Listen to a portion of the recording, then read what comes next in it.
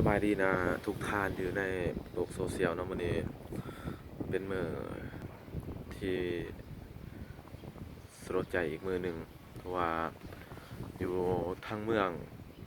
สนามไส้แข็งอัตตปือเฮานะเป็นว่าพัสสุนนะครับผลกระทบเรื่องอ่าภัยพิบัติธรรมชาติหรือว่าน้ำท่วมเนาะเนื่องจากเป็นอุทกภัย แต่ว่าขอเป็นกำลังใจให้ทุกคนนะเข้มแข็งโดยเฉพาะผู้ที่